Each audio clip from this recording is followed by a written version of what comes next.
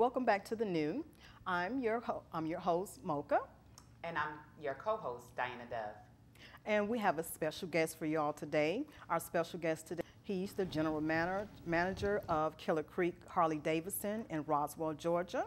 And he's gonna, well, we're already into the riding season now, and he's just kind of gonna give us a little updates on some riding tips as far as things you can do to keep your bike in shape, and since we're already into the riding season now. Just to mention, Elvis and I met a couple of years ago at their garage party, which they have, and they have another one coming up soon on August the 21st. Is that correct? August 21st is actually going to be our Cruise and Blues event. Okay. That's a live marketing event. We'll have a live band. We'll have, it's actually going to be a vintage theme. So we're going to have a vintage bike show. Individuals will be encouraged to ride vintage motorcycles dating back 1980 and older out to the dealership, and should be a good time. We've got local band playing, Voodoo Visionary. So yeah, if you're free, you should come on out. All right, I'll be there. So you guys make sure you come out to that on August 21st. Absolutely. Also. Okay. And where's that event located? At our dealership, and we're located on Highway 9 in Roswell. Okay, perfect. So August 21st. Yes, that's correct. And Elvis, if you can just give us, you know, a kind of your background or how you got started into riding bikes. So I started out in the 90s on sport bikes, as many individuals do. Economical, easy to get onto, but I was in the Air Force at the time, didn't have a whole ton of money, and started out on a little sport bike, got 6-7 months worth of experience, and immediately started to graduate into intermediate-sized cruiser motorcycles and ultimately into the bigger touring motorcycles. Okay, all right. Okay. And what made you want to start riding? So I grew up in a riding family, I guess you could say. My father was a very avid motorcyclist. I actually grew up in Ohio, right on the border of West Virginia and Pennsylvania. We had inclement weather, and he still managed to ride to and from work probably about 9 months out of the year. So I had a lot of exposure to motorcycling, and it's something I always enjoyed, something I always wanted to do. Made it a point when I was in the Air Force to go ahead and take the appropriate Motorcycle Safety Foundation courses and obtain the correct permits and licensing to continue to do it safely. Okay, very good. Now, do you also ride, other than recreational, do you ride like any events, or do you compete? No, I don't do any type of competition. I'm very fortunate in that I have had professional riders training in addition to the basic, intermediate, and advanced courses. I've also been to a 2-week police motors course. So it's been several years now, but nonetheless, that's my background. Was prior to coming to Killer Creek, I was a law enforcement officer, and prior to that was in the military. So cool. Oh, nice. Cool. All right. Okay. Nice. All right. So we're going to go ahead and get into our demonstration for today, and Elvis is going to take the lead from here. Okay. And we're in good hands. All right. So today we actually brought out one of our pre-owned units. It's a 2015 Harley-Davidson Dyna FLD 103. That's commonly referred to as a switchback. Part of this motorcycle's, I suppose, appeal is that it's relatively lightweight, yet it's capable of doing some more longer distance riding. You can see it's got a set of saddlebags on it, and it comes standard with a windshield. This one's been accessorized just a little bit. One of the key features of this particular motorcycle that makes it so appealing for riders across a broad spectrum is that it is equipped with the anti-lock brake system for added safety. So. The motorcycle, despite its, I guess, smaller stature, you could say, it is very powerful. It has a 103 cubic inch motor. That's more than enough to get you down the road. And the beauty of it is that you can do so while getting, in excess of 40 miles to the gallon. So, very, very economical to operate, yet very powerful. You're not going to feel inadequate when you're getting out onto the freeway or accelerating on an on-ramp or something like that, particularly here in Atlanta with our drivers and our traffic. So. But the windshield is actually a quick release on this particular model. An individual could pop it off if, say, they wanted to tool it around town on a warmer day, such as this, 90+ degrees. Likewise, the saddlebags are quick release and removable as well. So if somebody wanted to, they could have more of a kind of stripped down cruiser style motorcycle.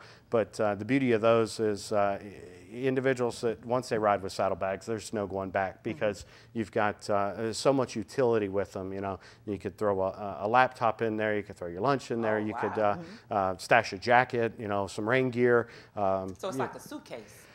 It is. It's like a suitcase. Yeah. So and to further your point there, actually they sell and have available for just about all of our motorcycles that in fact have saddlebags or saddlebags as an option. They actually have inserts, so you can just take the insert with you when you go to a hotel in the evening or you go to work. Yeah. So very convenient. It is very convenient, and it's very functional as well. So.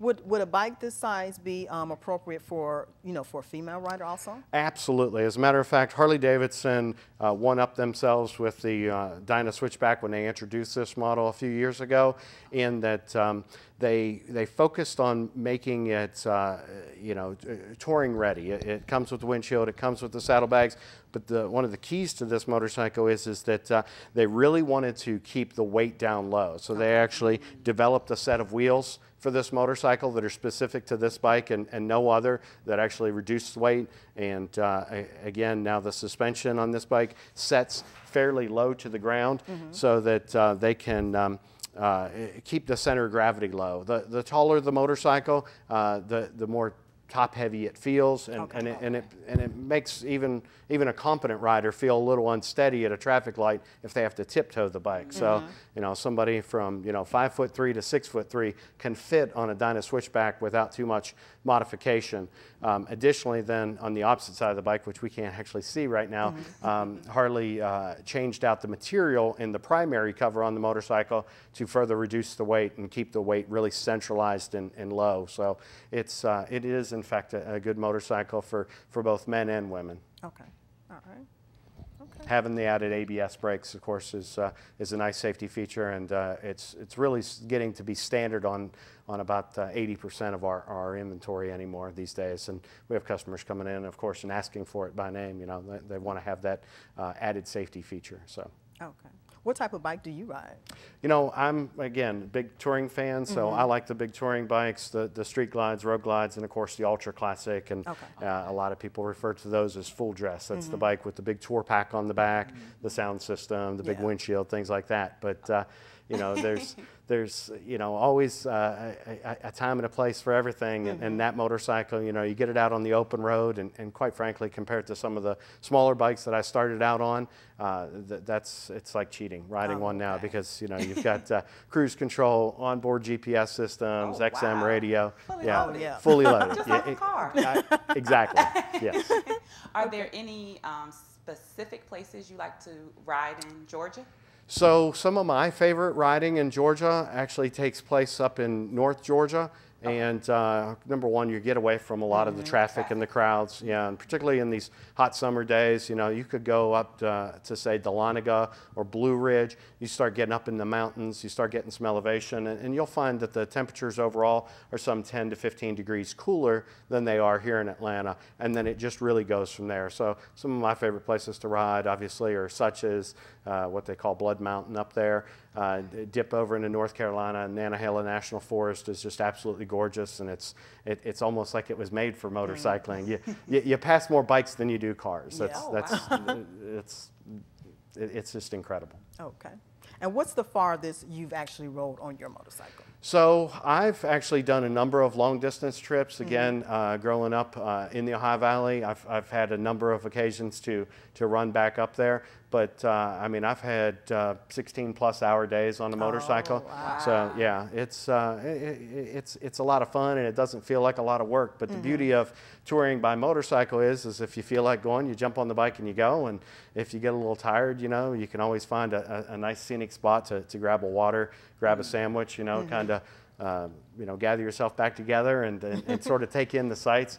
It's not like jumping in your car. If you jump in your car and go for a little cruise, you might be gone for 20 minutes. You might go for 20 miles. On a motorcycle, you know, I've been involved in, you know, lunch runs to Savannah, you know. Just, Oh, wow. you know, who wants a grouper sandwich, you know? Let's get on the bikes and go. So it's unique, and it's, I hate to use the Jeep cliche thing, you know. It's a Jeep thing you wouldn't understand, but it's really a motorcycling thing, and a lot of people just wouldn't relate unless they've had that sort of experience. Okay, all right. And who do you normally ride with? Do you ride by yourself, with family, friends? So typically, you know, our riders as a whole tend to identify themselves in really one of three different categories. You know, they're either that lone wolf that gets out there and does that riding by themselves.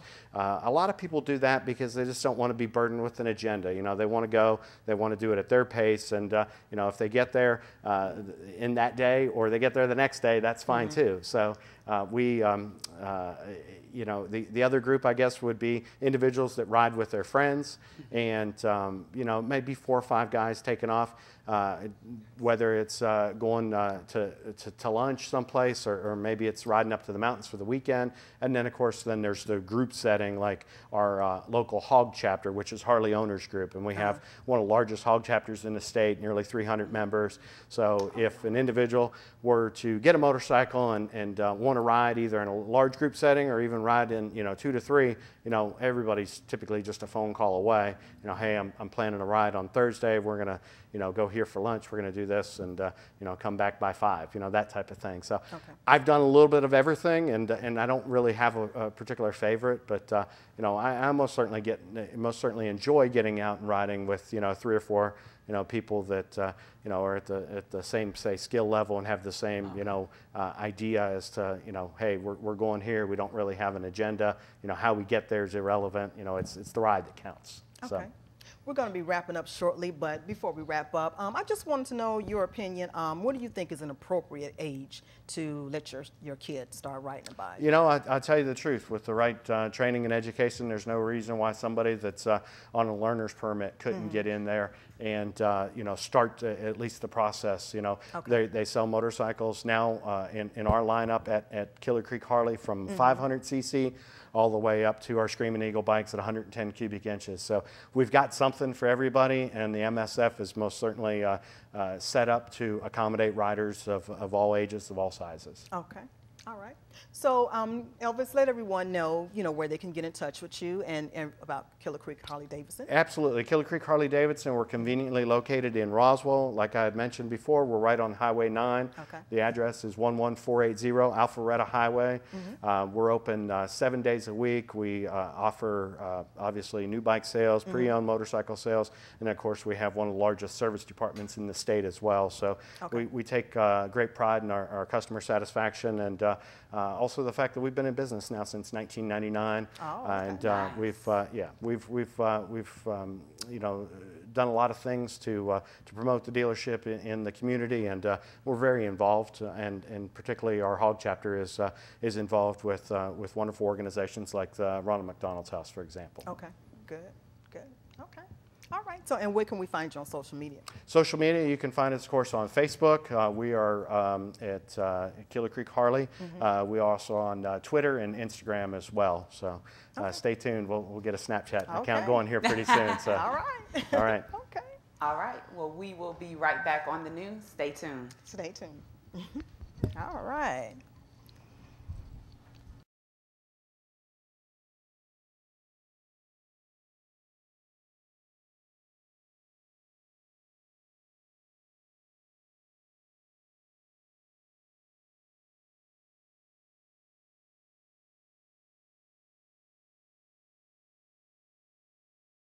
Maneuver, and they get intimidated doing it on their own bike. Beauty of it is they start out on really small motorcycles. It's 500 cc's or smaller at the MSF, and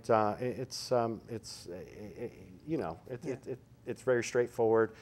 They teach it to individuals with absolutely no experience, and they do incredibly well, and they teach it to people who've been riding, say, on a permit for months. So. Okay. And if there's someone who is thinking about getting their license and starting to ride, what advice would you give them? So the first piece of advice that I would give anybody is to most certainly go to our website and check out all the information available online. We actually have a great tutorial section talking about the course, what they can expect, the appropriate gear to wear.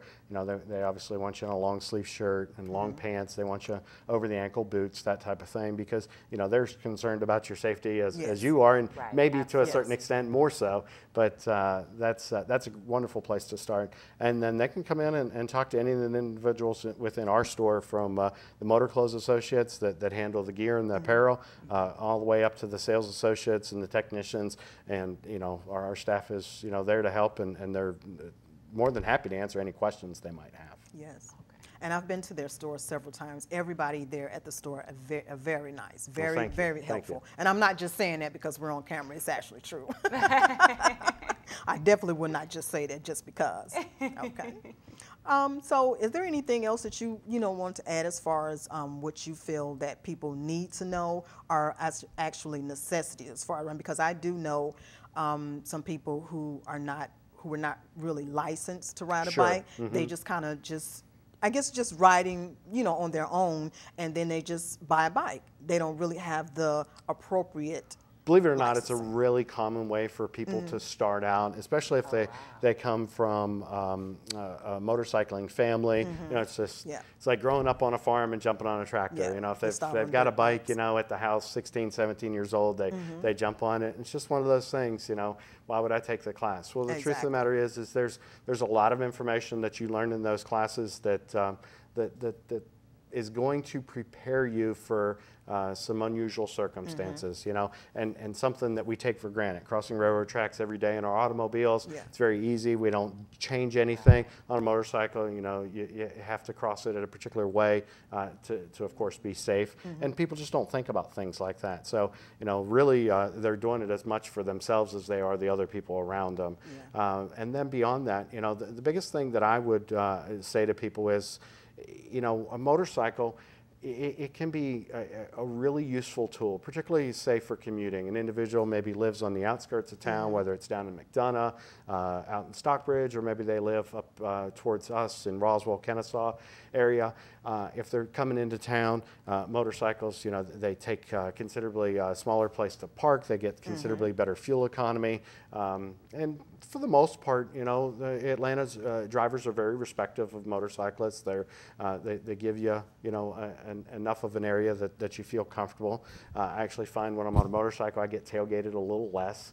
People pull out in front of me a little less, because typically they're taking in the bike. They see the bike, and they recognize that you're vulnerable to a certain extent. So, it's just a lot of fun, and it's one of those things. And until you've actually gone out there and done it, and I know you've ridden as a passenger, and I don't know if you've ridden at all. But no, I haven't.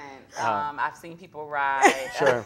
It's a lot of fun. Family that rode before, but I haven't literally been on a bike. It's as close as you can get to flying an open really cockpit plane without, while being on the ground, I guess you could say. Okay. So, yeah, for a lot of our customers, they come back, whether it's 6 weeks, 6 months later, and they tell us, it's liberating. Like I had mentioned before, they meet people, they go places, they see things and do things they wouldn't have got to do otherwise. It's not like being in a car. It really is an experience. And that's the best way I can describe it. So I just encourage anybody out there that's interested in motorcycles at all to please stop by our location. Come in, check us out. Like I said, any of my staff is more than happy to provide them with that behind the scenes VIP tour of the facility. We'll be happy to go through the models, and we offer a number of great programs. We can get individuals financed that maybe they've had some hiccups or bumps in the road. We've got first-time buyer program. So I don't want anyone out there prejudging their credit. If they've been thinking about a bike but they think they might not qualify, I can generally get folks done when when they think they can't get done. So. Oh, okay. Okay. So what do you think about female riders? I find that the times that I've gone out and guys see me in my motorcycle, they're like, "Ooh, you ride?" It's like they have a whole nother perception of you when they see that you ride motorcycles. It's like you're more, I don't know if you're more appealing to them or they think it's cool or what. It's most certainly something that requires obviously some coordination, a little bit of talent.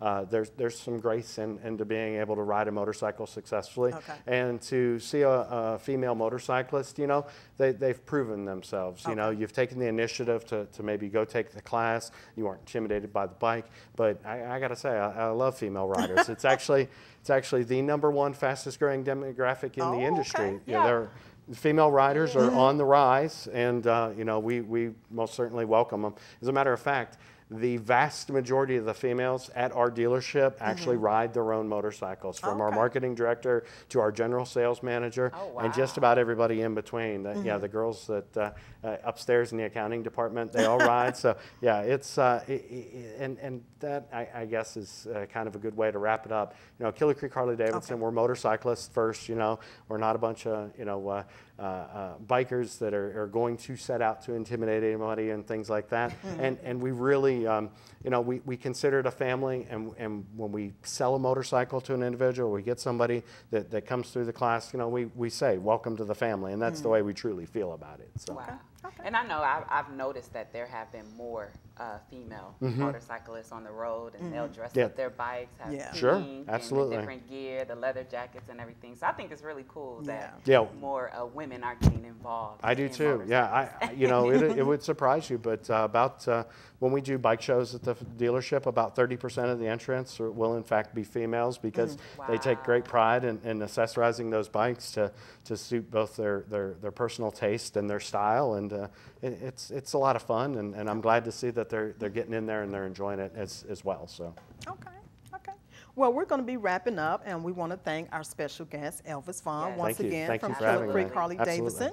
And tell us one last time where to find you on social media. So you can find us online at killercreekharley.com, and then of course we're on Facebook, Killer Creek Harley. We're on Twitter and of course Instagram as well. So you can check us out on there, and we're all the time posting cool, fun videos, and you know, we get our staff really interactive on there. So and of course we're all the time welcoming new riders to the family. So maybe you'll be next. That was that was a not so subtle hint. But thank you so much. Absolutely, thank you. Thanks for having me. All right.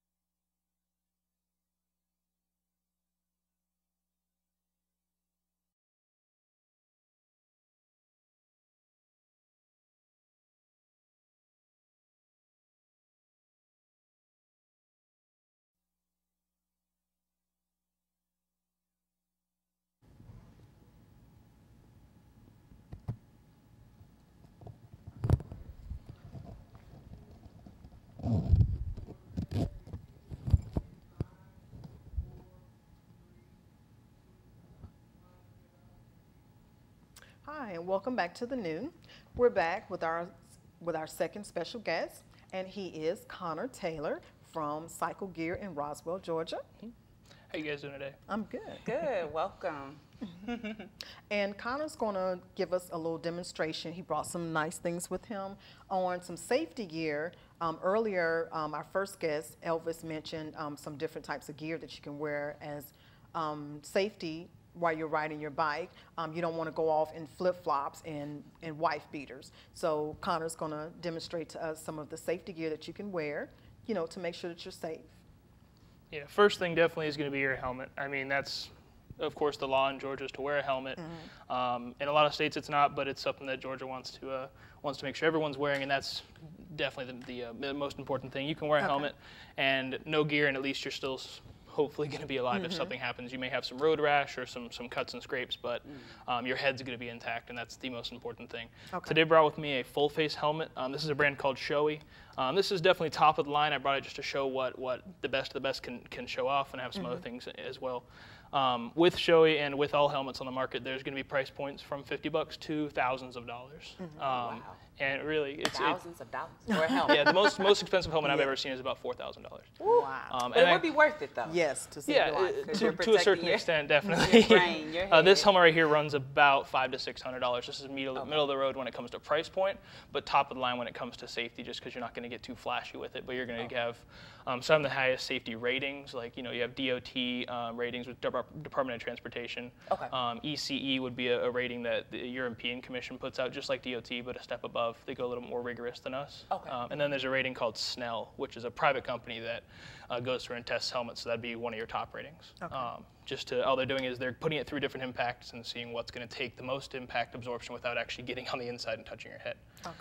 And each helmet's going to do better at that. So helmets on the $50 realm, they're going to be DOT rated, and they're still safe. Any helmet, anything you're wearing on your head is going to be safe. When you get into realms like this, and the reason this will be a higher safety rated helmet is instead of just being plastic or polycarbonate like a bicycle helmet would be, or some of the lower end ones of these would be, this uses things like fiberglass on top. It has a carbon fiber layer in here, so it's very, very lightweight, only weighs about 4 pounds. And it also has an organic fiber layer as well. On the inside of these helmets, here you can feel it, it's about 4 pounds. It's really not that heavy. So once you're riding with it, it's not going to add a lot of fatigue to you. Yeah, $500 helmet. Yeah. It's a good No, feel. this is very nice. Very nice. Is there, I mean, because I see people riding without helmets, and if I was a rider, I would never ride without a helmet. Is it a reason? Is it uncomfortable? Well, in Georgia, you shouldn't be seeing anyone without a helmet. It's a law. But I just moved here from South Carolina, and I had moved there first, and I moved back. And it was a weird transition for me because you see people in South Carolina with no helmets, and they're going down the road, and you're like, that guy should get pulled over. And then you're like, oh, maybe not. But while I was there, I saw, as you see motorcycle accidents, same you see car accidents. There was much more fatalities there because one little click and there's nothing there to protect you. With your helmet on, it may be hotter to a certain extent. Some people just say they just don't want to deal with it. And so on and off every single time, because when you get on your bike, now you have to put your helmet on, you have to buckle it on the bottom, you have to make sure everything's situated. And that's just something that comes into play, but it's worth the safety, the extra 30 seconds it takes. Yeah, absolutely. This is actually a full face helmet. Around here, you may see people with just the half, the whole top of the head. And then people call it brain bucket, half shell helmet, whatever, tortoiseshell. But now, those aren't going to. Is it necessary to wear a full face helmet as opposed to just one? I'd say yes. I can't personally ride without one. My dad wears a half shell. He rides a cruiser and a couple other bikes as well, and he wears that. And that's just his style. I wore it once. I went up 2 blocks. I turned around and put my helmet back on just to see what it was like. I found out recently that 70% or so of accidents, the first thing to hit is your chin. And so if you're only wearing head up, that's really not going to do much for you. And keep in mind, when you're a kid, you fall on your bicycle at 10 miles an hour, you put your hands up because the first thing is going to be your chin. It's your face. So if you've only got your brain here, you've got nothing around the back of your neck, you've got nothing up into your chin protecting your jawline. And something like this would do that. The fiberglass and Kevlar come all the way down to the front here. So this helmet is designed to absorb as much impact as possible before it touches your head. And the same thing, I said they were hot. This helmet is actually really well ventilated. I've worn this exact helmet probably about 1,000 miles. I was testing it out for the company. And when we opened it up here, you can see this one right here has glasses built in, so you're not going to get blinded. But on the top here, you can see all these vents that go in, vents that come in here. You open and close those. You're actually going to get airflow right into the front. That's going to blow all the way onto your face. It works really well, too. And the same thing up here. As you open this, those 2 big scoops down there are going to be taking airflow in. And because this helmet is actually aerodynamic, it's actually developed in a wind tunnel. Every single little cut here is made to pull this helmet and not pull back on your neck. The same thing goes. It's going to be pushing air in perfectly here and actually causing negative pressure on the rear to be pulling hot air out. So as you're sweating and you're heating and you're radiating, I mean, it's 100 degrees outside. So wearing this helmet, as long as you're moving, air is actually going to be flowing over the top of your head. Okay, gotcha. And inside this helmet, you can see there's all these channels. All that air is going to be moving on the inside. So you're not going to be too hot. I mean, I wear these helmets everywhere. I don't ride without one, and I ride constantly. I put almost 20,000 miles a year on a bike. Oh, wow. And I wear these helmets all the time. And they work really well. They're very safe. They're very comfortable. And I've never been like, oh, if I just took this off, it'd be better. Because can you imagine the sunburn? Okay. You know, it'd be much better. Go ahead. Put it on if you want. So that's going to give you the best ventilation you're going to get. And this is one of the better helmets. So being developed in a wind tunnel, this is one of the only brands that does that for sure. They have an in-house wind tunnel. So they actually develop this at different angles for different types of bikes so that you're going to get the most airflow that you can possibly get, so you're going to be comfortable in their helmet for long periods of time. So this gives you the excuse to wear it because it's going to be comfortable. Okay. The extra bucks might make a difference there. But helmets are important. It's the most important to me. I'd never ride without one. Not even a little bit. Okay. If I was going to ride with anything else, it'd be just the helmet. And it's mandatory in Georgia. Of course, yeah. That's the law. Okay, what else? That does make a difference. Essentially, here I brought a top to bottom helmet down all the way down to the boots. Okay. So we can go into the jacket actually. Okay. So that'd be your chest That's area. a nice jacket. Yeah, I know. This is a nice jacket. This is a brand called Sedici. This is something we have exclusive to Cycle Gear only.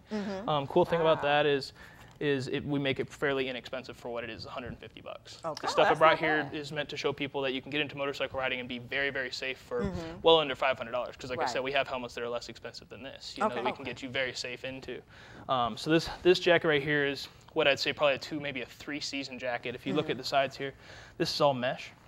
So wind's going to come right through it. It'll actually circulate air better than just a t-shirt would because it's not going to stick to your body like a t-shirt will, and it's not just going to wind's not going to blow right off you. Wind's going to actually circulate through your body, and you're going to breathe instead of just sweating it out. So you can see you're going to get air right through here.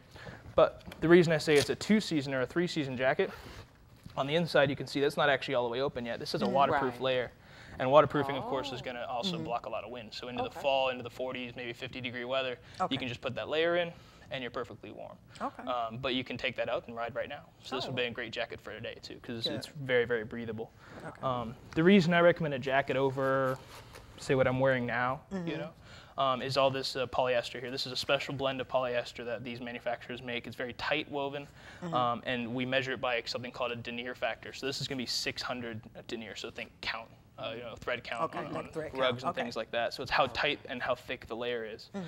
600 denier fabric is pretty much the standard at the lower or mid-range. You can't really go below that. It'll start turning into things like much thinner, like jeans or cotton would be. But at this point, what's going to happen with this layer, if you do slide, because what this is meant to do is to keep your skin, correct? So if it happens with this layer, if you slide along the ground, even up into highway speeds, instead of just tearing and grabbing, this layer is meant to brush that off and slide instead of catch. So it's also going to keep you from flipping, rolling. It's going to slide you around the ground. It's also heat resistant and things like that, so you're not going to get burns as you get the friction going down the road, so you can get a lot more protection there. And on top of that, you've got big protectors there in the elbow and the shoulder. You've got a back protector in here just to keep your spine controlled.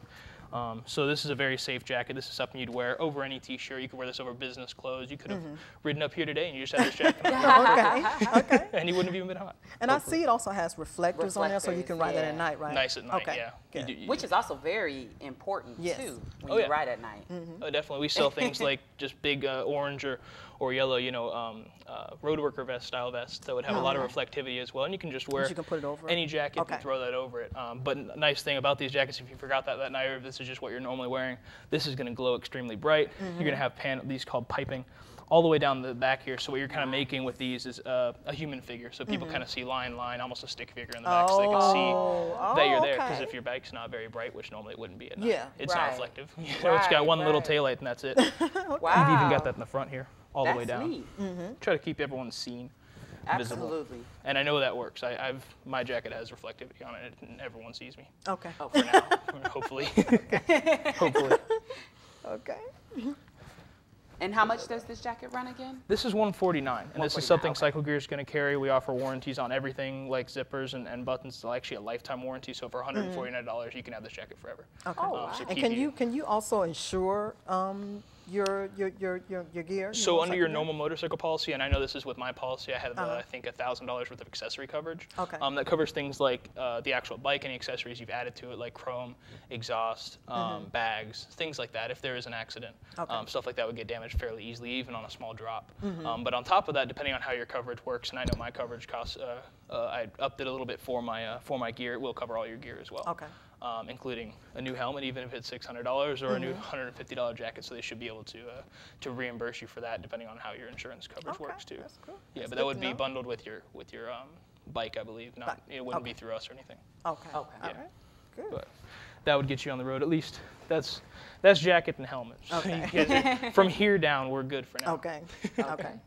And if we go to the legs, Okay. I brought something different. I thought about bringing, we can get mesh pants that would just go over like shorts, or if you're in dress pants, you can just throw them over. You're going to keep mud and dirt and things off your legs.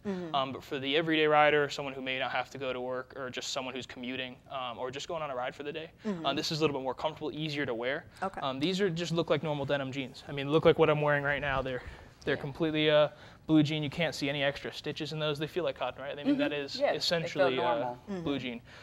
Two very different features about these are the fact that on the inside of this, you can see this Kevlar. This is Kevlar. It's a full pant leg all the way down to the bottom of the knee. So this is going to start at the hip, go all the way down here, and you're going to, if you slide, Kevlar is abrasive resistant. So it's not going to tear right through like cotton would. Okay. It's also heat resistant, so you're not going to get burned. So can you imagine sliding? You're either going to slide on your behind, or you're going to slide into your thigh or your hip there, and this is going to protect all of that. Okay. And at the same time, it's a normal pair of jeans. It has pockets, and it fits just like a normal pair of jeans do. And then this also has removable knee protection here. So you can see I've actually got a knee pad sticking out right there. That just sits, and it'll cup right there. Yeah, this is going to keep you safe. But no one knows. The cool thing about this is you can show up anywhere. And no one knows. You could go to school, you could go to work, and you're just walking in jeans, and they're like, did you just get off a motorcycle? No, no, it wasn't me. Okay. So that'll keep you safe as well. And on top of that, these jeans actually have about 5% spandex. So as you swing your leg over the bike, it just makes it a lot more comfortable. Okay. Yeah, so you can feel just how much spandex these have, more than normal pants. Okay. Yeah. And how much do these type of jeans cost? These run anywhere from $50 to $150 normally, depending on what the brands are. That's about the size, like regular price of a regular. Normal pair of Levi's, but they're lining them with Kevlar. So you're staying pretty safe there, and they'll fit. Actually, they're more comfortable. They're very good. I actually just purchased this pair. I've had them for maybe 2 weeks now. Okay. This is the first time we've had a pair that's this clean looking. You have no idea that it's really off the bike. Wow. So that's why I brought these in. This is something new to the market for us, at least. That's very, very comfortable and easy to use, and I've been commuting on them. Yeah, about 2 weeks, and they've been really comfortable, so I thought I'd show them off. And do they sell those for women? This exact pair, not yet. We do have some Kevlar jeans for women. Oh, okay. The women apparel, we just actually, at Cycle Gear in Roswell, we just expanded our women's section. I know you saw that when you came in. The whole center of the store is women's section right now. We are waiting on some of the manufacturers to catch up with some of the women riding, and like Elvis here said a second ago, it's really booming. I mean, women riders are just growing and growing and growing. We're getting more and more. Yeah. I think we had 10 to 15 women riders come in a group the other day to Cycle Gear, and they were all shopping around. We were helping them out the same way we would help anyone else. And and I think they were going on a trip, actually. They were heading out. They were gone. I think they were going to Florida. Okay. So we got them all set up, and you can get Kevlar jeans for women and men. And there's also kids gear if you wanted something like that too. You can throw your kid on the back and go for a little cruise around town real quick. All right. And then you have some shoes. So now we're going head to toe. We've got everything. They look like regular. I know they look shoes, like regular. Very stylish. Exactly. Following my same, concept with something that you could wear just on a cruise for the day, or just go around and no one really knows you're on the bike. This looks like a normal pair of maybe Chuck Taylors or something along those lines that would just be comfortable. I mean, like a pair of Vans, like I'm just wearing right now. But if you feel these, they don't feel like a normal pair of shoes. Try to squeeze them. So you see the heel, the toe. Yeah, the white and black. Okay, so the toe. The toe, the heel, up into the ankle, you'll see that they're a lot harder than a normal pair of shoes would be. So in the case of an impact, if you were to really hit your heel on the ground, or if you were to swing around with your legs, these are going to really hug around the ankle there, and keep everything from shattering any bones in there, or keep your shoe from coming off too. That'd be very bad if you were to go down the road and your shoe was come off. Oh yeah. And how much do these run? You'll see they actually run right at $100. So again, like a normal pair of mid-range tennis shoes, is about $100. Yeah. We try to keep everything as close to if you were just buying clothes as possible. So think you're just coming in for a normal outfit. The only thing that really would cost a little more that you normally wouldn't wear is a helmet. Okay. And that's probably where the most important thing is too. So I tell people, if you're going to buy something, probably good to go with spend the most money on your helmet, and we have things like this that cost the same amount of shoes. You know, you don't have to go all in with shoes. You can go with something around $100 and you're still going to be very, very safe. And you can see it's very, very strong there. And this has actually got metal from here to here, so your foot can't twist either. It's very hard to bend, so you have to break that in. Kind of, it's a stiff shoe, but it'd be comfortable on the bike because you need to shift and everything too. All right. And then I saw you also had the gloves. Yeah. Pair of gloves hiding back there. So back to where we were originally with that. As a kid, you fell on your bike. First thing you do is put your hands out, correct? You normally. That's the natural occurrence if you fall. You're going to put your hands out. You're going to try and protect your fall. And with gloves, you know you're going to jump out. And these are going to be completely rawhide. These are cowhide. But these also have protectors here in the palm, so that's the first place to hit. You've got it in the pinky. If you're sliding, that's not going to, because that's your weakest extremity. You want to really protect the pinky there because you don't want to lose that. And you've got padding up in every single finger, knuckles in case you hit the ground this way. And you've even got things like, they put this stuff in here. This is actually a stretch panel, so as you flex your hand for the bike, a normal pair of gloves would feel really tight. They would pull up into this. These are meant to be on a bike for thousands of miles comfortably. Wow. And this is 100% leather, so you can feel those. These are advanced gloves. Yeah. Wow. And these are actually middle of the road. These are running right about $50. So, oh. And that's a lot of leather bad. you're getting for $50. You know? Yeah. Absolutely. Leather's not cheap, but they do a good job with these. Sedici as a brand is the same type of thing I matched with this, with the boots and the jacket here. It's a good brand, and the same thing. We covered under a warranty. If you start to get a stitch falling out of these, you have them. You're good to go. Well, we're going to be wrapping up. Just tell us, Connor, where everybody can get in touch with you, and if you're on social media, where they can contact you on social media. Definitely. We're at Cycle Gear off in Roswell. Our address is 11230 Alpharetta Highway, so we're right off Highway 9. And we're right down in there with beamers and everything. You can contact us through our website at cyclegear.com. It's a huge website. We have things in there that we wouldn't even get close to carrying in the store, but we can also order them for the store too. And you can get us on social media at Facebook, Roswell Cycle Gear, I believe.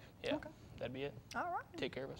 So we'd like to thank Connor for being our special guest today, and I think we learned a lot today about safety gear. So I don't want to see anybody else out there with flip-flops on and T-shirts. You gotta wear it. It's all here. It's not more expensive than gotta wear. Gotta wear. Thank you so much. I'm Mocha. And I'm Diana Dove. Thank you.